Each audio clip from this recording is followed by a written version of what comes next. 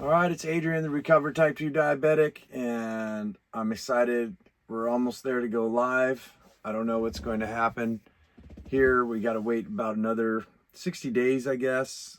Some of you have been asking me, you're excited as well to go live, and we just got to wait, I guess. So in the meantime, I just want to keep making these long form videos and showing you guys the results of my continuous glucose monitor, what I eat in a day, what my blood sugars do. Soon here, I want to bring my labs up again and show you guys my A1C. There was a glitch with the medical records, I guess, and something happened with the, how can I say this without getting in trouble, the medical people I hire. They had a glitch, so I haven't been able to get all my results for my labs, like my cholesterol and stuff like that. It's been probably about 2.5, 3 weeks since I've done my last blood draw. And I wanted to show that for you guys to get some of you excited and maybe interested in what it is I do, how I've reversed type 2 diabetes, and how I continue to do it. It's like a thought today. Some of the comments I get on TikTok, Instagram, mostly on TikTok, is some of these people, I don't know what the deal is. A lot of them are just pretty prone to old ideas of, you're going to eat fat and you're going to have a heart attack, and, the food pyramid. All this dieting, guys, this way of dieting has been historically devastating to the human race, not just in the United States, but around the world. And diabetes has climbed astronomically if you start looking at the data. I learned this from Jason Fung's book, The Diabetes Code. And, it wasn't always like this. We didn't have this many diabetics running around the world. It wasn't until after the 1970s where they introduced the food pyramid, I believe, when it was introduced there. But the biggest thing was that there was a low-fat diet. And there's some people who made a lot of money, right? It was interesting because if you look at pictures of people in the 1960s, 70s, a lot of people were pretty slim, like, they weren't obese. And as soon as this low-fat diet, right, came into place, and, seed oils and red meat's bad for you and all this stuff, people actually, instead of losing weight and being healthy, actually have become the most unhealthy. And you can see the progression, right? From the 1980s to the 90s to the 2000s. I think it was from 1980 to 2010, diabetes has quadrupled. And the numbers now are all over the place. It's hard to tell which website you go to find accurate information. But, so a lot of these people adhere towards, fat's going to make you fat. Fat's going to give you a heart attack. Too much protein is not good for you. Diabetes is genetic. That's what one guy just kept going on and on TikTok, I think it was, getting pissed off that, I told him, I says, well, everybody's entitled to their own belief systems, and their own thoughts. And hey, if that works for you, he said his grandma, his grandparents, his dad, it's like clockwork. After 50, everybody gets diabetes. And there's a lot of studies that show that this isn't so. Not to say that I adhere to all these studies and think that they're completely accurate, but I find it amazing, and this individual is saying, well, I'm very well versed in everything, and I know what I'm talking about, and I don't appreciate you telling me that it's not genetics. I'm sick and tired of hearing this. I'm like, well, you've come into my home on my YouTube channel, and you're telling me that I've done it wrong, telling me that I'm going to go right back to type 2 diabetes because I'm eating a high-fat protein diet and no vegetables and fruits, and I'm kind of like, I had to say, well, have you watched my videos? I actually eat fruits, vegetables, and, on occasion, it's not all, I'm not carnivore, I'm paleo, right? And if you've seen my videos, you would see that every single fucking day that I show my blood sugars, as I want to do today, and using a continuous glucose monitor for over 1.5 years, right? I have not had a heart attack. I have not had to be on meds, supplements, anything. I've completely reversed my type 2 diabetes. That's another one where people come into as well. They say, you have not reversed it, you've just put it into remission. Like, right, it's just on the back burner. As soon as you start eating a regular diet again, then you're going to go right back to type 2 diabetes. You're insulin resistant for life. Actually, it was this individual too, he was chiming in on this, telling me that You know, once you have it, you have it. That's it. But if we look at the historical data, how could we, if it's a metabolic disease, which means that it just happens, right? Through genetics. It's just maybe something, maybe none of your family has it, but you have it. It's just this whim, like a disease, right? Like the cerveza sickness or a flu or a cold, right? Or cancer, just mystically, magically just appears for no reason and chose you as an individual. How is it then that, first of all, I've changed my diet and my lifestyle, and diabetes is completely gone? I mean, you guys watch my blood sugars is down to completely normal. My A1C is down to normal. I've messed around with it. I've even brought myself up to pre-diabetes levels on purpose. 6.0 A1C within, I think, like 9 weeks or so. I brought it all the way down to 5.4, right? And I think the next one's going to be even lower. I know this because I'm watching the numbers on my continuous glucose monitor. But why is it then that the world as well, that since the beginning of time, we haven't just had random people dying of diabetes, especially if it was genetic? Like, why wouldn't the genetics just die off, right? There was no medicine for thousands. I'm talking about go back thousands of years. If it was a metabolic disease, natural selection would have bred these people out. They would have died. In fact, that's what used to happen in the old days. According to Jason Fung's book, was that there was children who, no matter how much they ate, this was type 1 diabetes, they would just shrivel up and die. They couldn't put on weight, and it was sad. Right? And they called it sugar piss. They would actually, the doctors would taste the pee, and if it was sweet, they didn't know what diabetes was. They said, oh, they got the sugar pee disease. They'd also pee, like, I don't know, on a fucking rock or something like that by ants, and the ants would be attracted to the sugar. So historically, right, why didn't we all die off? It just doesn't make sense. It also doesn't make sense that once we moved into the fat-free diet and everything changed around, that the progression of type 2 diabetes has just gone through the ceiling. And we had the technology, you know, since the 1930s, 40s, 50s, 60s, 70s to tell what type 2 diabetes was. Of course, it's progressed now into something, you know, with a lot more accuracy and things like that. But you can't hide the evidence that since our dietary suggestions have changed, that we have a full-blown epidemic of type 2 diabetes. So I don't know what to tell each one of you as individuals other than, you know, watch my videos, watch what I do, watch how I play around with it. Actually, you know, I'm getting cocky here, giving myself pre-diabetes just so I can take it down to prove a fucking point. But I think a lot of people are stuck in the old ways of thinking. And not to say that my diet's going to last me forever, that it's going to be absolutely perfect. We do have some people who have been carnivore. I'm trying to think of the guy's name. He was full-blown carnivore. Like, this stuff's Paul Saladino. That's the name. You know, broccoli's bullshit. Cauliflower's bullshit. Mangoes are bullshit. And then lo and behold, he had to change his ways because of his labs. Let's just put it that way. You can look him up if you want, Paul Saladino. So now he's eating carbohydrates back in his diet, and he's doing a lot better. But he's still mainly sticking to a carnivore diet.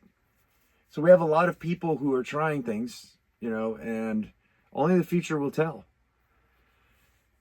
Now, as we progress forward, like for myself, you know, if you ask me, well, what's the answer? What do I do? I think each individual needs to figure that out for themselves. They need to try different variations of diets and exercise. And, you know, there's a lot of things that I think are pretty universal. Like, you should make sure you get enough sleep. Don't do that entrepreneur thing where, you know, you're getting like 4 hours of sleep. I did that in the beginning, and that could have been a contribution towards diabetes. But it actually, you'll find, if you use a continuous glucose monitor, you'll find if you don't get sleep, do an experimentation like I do on myself. Do that long enough and see that what's going to happen to your blood sugars. Eat the same food and just go deprive yourself of sleep, right? You're going to see some high blood sugars. If you live a stressful life, you're going to see high blood sugars. These are things that happen. These are universal. Change your diet, and again, use a continuous glucose monitor and see what happens to your blood sugars. Just don't eat anything that spikes your blood sugars very, very high. Now, it's confusing out there, and I feel for you guys. You know, trying to make sense of the whole thing. And that's why I say the continuous glucose monitor is the bullshit meter that's going to get you out of the lies, the deception, the confusion, everything. You're just going to have to figure it out yourself, just like I did. I believe firmly, and I'm working with some individuals right now, that the protocol that I have, that I've done for myself, that I've been sharing with you guys, I've spilled the beans, I'm giving everything away for free. Just some people need some hand holding and some inspiration, accountability, and everything kind of like compartmentalized, like into, give me a box of step by step of what I should do. And I'm more than happy to do that. I'm more than happy to do that for you guys too. But I firmly believe that what I've done for myself is going to help you guys out. Would it help you out forever? I don't know. That's why the other thing that doesn't lie is blood labs. Checking your cholesterol, checking your blood pressure, things like that, constantly to see how well the diet's working for you and the lifestyle, basically everything that you're doing. So that's what I do. That's what my channel is and my life is about, right? And I constantly find people who say that nobody's going to do what I've done, and I meet a couple of you every once in a while, and I wanted to speak on that as well. Like, I think there's like a tier of, like a top tier, a mid tier, a low tier. I think if people did the low, let's start with the low tier. If you did a low tier where you just, stop eating so much carbohydrates, like, I don't know, let's say you wake up in the morning, you do what I did, where you had 30 grams of protein within 30 minutes of waking up, followed by 30 minutes of walking. Just that alone right there is going to start lowering your A1C and lowering your blood sugars. Then if you decide that you want to eat fruit and you want to eat some carbs, if you want to eat your oatmeal and stuff like that, I think that it could possibly, because a lot of the vegans, that's what they're doing. They're basically loading you up full of seeds, nuts, vegetables, fruits, and things like that. Pretty much all vegetarian. Beans, which will send my blood sugars up from like 100 all the way to 130 sometimes, which is not very bad, but I don't like having those. You could just see a straight up, rise in my blood sugars from eating that. But their whole name of the game is that once you eat enough carbs, you actually become carb friendly, carb tolerant. And I think where this is coming from, because how could it be carnivore or low carb and then the carb diet? I think just in the middle, what's the missing link is just basically the junk food, the processed foods. Now, if you do it the vegan way, which I don't have a lot of experience in, I think sooner or later it appears that it's working for people. I haven't seen any long-term results on this, especially using a continuous glucose monitor like I have. I'd love to see that, but I haven't seen it. But yeah, the smallest tier, I think, is if you kept eating like you are now, like what got you here in the first place, having a pizza every once in a while, maybe doing it just, instead of 3 pieces, you have 1. That's like taking a walk to reverse type 2 diabetes. Is it possible? I don't know. I have not done it myself. I do think that people could probably at least get from full-blown type 2 diabetes to probably pre-diabetes. And that's kind of what I see around is like the norm.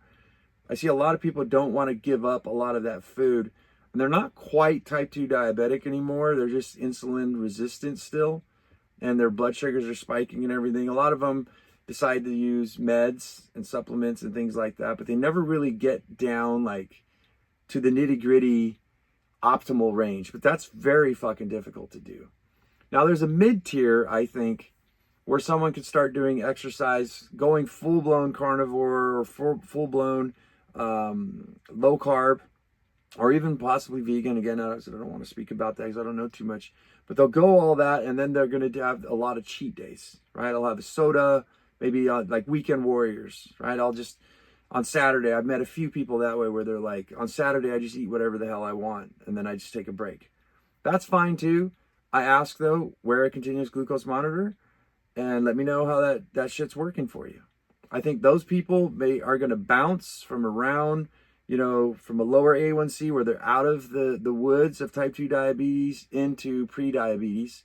They're going to be, an A1C of, 5.4, 5.7, something like that, 6.0, 6.3. They're just going to keep fluctuating around that area, never really they're like in the center, right? And I don't know if I feel like that's healthy. I'm not a doctor, guys. None of this is medical advice, for entertainment purposes only. But I think a lot of those people are going to stay in that mid tier and hopefully do the best. Hopefully they're not going to get rot in their organs from the sugar that they have inside their bodies. I don't see as it being healthy at all. For myself, you know, junk food to me is like this video that's going crazy on TikTok. It was canned corned beef and eggs. I think that was it. That's all I ate. And that was, you know, I consider that junk food. And did it raise my blood sugars? No. But it's got like sodium nitrate or something in it. One ingredient, I think it's corned beef with water and sodium nitrate. I can't remember if that was the ingredient, whether it's to preserve it, to keep it freshness. And I looked it up, and it's like stuff they use to spray on crops and stuff as fertilizer. Just insane, right? But I consider those kind of things junk food. A lot of the videos I make too, I'm under understanding that the majority of people are not going to do what I've done or do what I suggest. So to make everybody happy, I'm looking at least, you know, make chocolate donuts and crackers and shit that I consider junk food that won't spike your blood sugar. So that's that's what I do. That's why today it's Monday. What the hell is the date today? I think today is the 10th, or no, today's the 9th. Let's see here on my iPad. Today is actually June 9th of 2025. So yeah, I'll consider that junk food. I'll eat that during the weekends, and then I'll purge the rest of the entire week. So I do that for entertainment purposes only. But yeah, I'm on a 24-hour fast right now. I ate breakfast we'll take a look at the blood sugars, but I ate breakfast around 9 a.m. or 10 a.m. I can't remember. And yeah, once a week I'll do this, and I'll get my blood sugars down to normal. So that's like top tier. Top tier, I think, like, you know, you're not getting chemicals. That's the thing I look at. The big problem is, first of all, is anybody going to go hardcore and do 24-hour fast once a week or twice a week, right? Are they going to do intermittent fasting during the rest of the week as well? Are they going to eat, like, say, you know, do a 16-hour fast and then an 8-hour eating window? Are they going to do any kind of fasting at all? Are they going to even cook for themselves? That's the big problem. So the top tier is that the bottom tier and the middle, they're still ingesting, right? There's healthy, somewhat processed foods, but they're still getting the chemicals and things like that. And I think in the future, what we'll probably find is that heart attacks, strokes, just any kind of physical ailments are going to come from the accumulation of all the chemicals in the food. That, you know, maybe we have a normal A1C, or we're just right at the cusp, right? We're not at optimal range, but we're not diabetic. And what we'll see is probably the toxicity of these chemicals and stuff in these processed foods and unhealthy foods, and the occasional sugar, right, is going to actually cause some damage in people, I think. Not as much, but that where I come from is the top tier. So that's where I try to eat everything as natural, everything homemade. I just made some homemade ranch dressing out of full-fat yogurt, dehydrated herbs, apple cider vinegar. I added, I think, this time I didn't even add a little bit of sweetener in it. The apple cider vinegar with the lemon juice and stuff makes it actually that tangy flavor. It gives you that sugary kind of flavor in there. But the point is, I don't think a lot of people are going to learn to cook from scratch like I do. But that's like the top tier optimal right there. I mean, I would be top tier if I just didn't eat any avocado donuts and things like that. But I kind of feel like, you know, it's pleasurable. And I know that my CGM is telling me that my blood sugars are completely normal. They're normalized and they're good. And I think we could still enjoy having things like avocado chocolate donuts, making Cheez-It crackers out of Parmesan cheese and pickles and stuff like that. Like, we can have fun still, right? You don't have to just be all carnivore and all, you know. But my top tier, though, is just don't touch sugar at all. No sugar, no chips, no soy, no bread. If I have pizza, right, I'll have pizza with a chicken crust. I make it myself. I think they're starting to get privy of this too. Like, I did a video of an In-N-Out cheeseburger. It's actually coming soon, and I actually seen in there, I was amazed that they had all these they had sodas. They had one diet soda, and it had caffeine in it. I don't drink caffeine, otherwise it gives me headaches, and I just don't believe in caffeine. But I noticed they had lemonade. Then they had the stevia monk fruit lemonade, sugar-free. I was like, interesting. So they're starting to cater towards the type 2 diabetics. I bought a big old 44 ounce, and spoiler alert on it. I know a lot of you guys who watch the long form don't watch the short, but I drank it and didn't have a blood sugar spike. And I just thought it was interesting that it's starting to come, right? We also have Reese's peanut butter cups and Hershey chocolate bars coming in with no astrazine, or not astrazine, what the hell is the name of that sweetener? It'll probably come to me. But yeah, they have like diabetes friendly peanut butter cups now, and aspartame, that's it, and Hershey bars. So it's coming for you, all the junk food. Top tier, like I said, is pretty much trying to make everything yourself. And well, I don't know. I don't want to make it too difficult. I want to be able to, like I said, inspire people, but you can still have fun. Guys, I eat bacon wrapped hot dogs, bacon wrapped filet mignon I made was ridiculous. I make pizza pockets. There's all kinds of awesome foods that we could eat and still stay in optimal range. So yeah, let's go ahead and take a look at my blood sugars today. As I mentioned, I'm fasting, and I got to rip off this continuous glucose monitor. It is about to expire. It only lasts for 10 days. It costs around $6 a day, but I buy it in bulk. So I'll buy like a 90-day supply. If you bought a 120-day supply, I think it goes even cheaper. But yeah, let's take a look at those blood sugars. And let me know, guys, we're going to be here soon. We're going to go live so I can answer your questions. Let me know what you guys want to see. All right, so here we are. This is the milligrams per deciliter. This is the interface to my continuous glucose monitor. And I don't even know if this is interesting for you guys. If it is, let me know. So I'll keep making videos like this. If not, I'll just stop and maybe just go to a talking head or anything that you find of interest. I just feel like this is real data for you guys to actually see what's going on with my body. So, you know, if there's any trust issues or something like that, but you kind of get to see what basically the diary of someone who's reverse type 2 diabetes. So not much action with food today. This is the time in range, which is only 99% because it looks like I kind of popped out a little bit when I had the smoothie, the protein shake. So I'm only at 99. It's my time in range. Usually I'm at 100. This is the optimal glucose range from 80 to 100 milligrams per deciliter. If you could stay in here, then you're fine. So let me take you guys this morning. I woke up at 6:30. Let's bring you in here. Whoops, passed it up. So 6:30, I was at 92 milligrams per deciliter, which is not bad. I like to be actually a lot lower. You guys can see here that my blood sugars actually did start to rise. That's without any food. That's the dawn phenomenon. If I actually show you guys last night, it was just kind of up and down all over the place. After dinner, it kind of nosedived down here. I got that stupid light right in my way. But yeah, I stayed in the 90s pretty much all night. There was a couple times I think I might have laid on my on the sensor, turned around and was pressing into my arm. That's why you had that sharp drop right there. But yeah, it wasn't bad at all. Waking up, I says 92 milligrams per deciliter. It started to rise here, and this is a 24-hour fast. And as soon as I had that protein shake, you guys can see blood sugars spiked up. So let me make sure that's the protein shake that I had. Yeah, right there. And then next, that was on the go.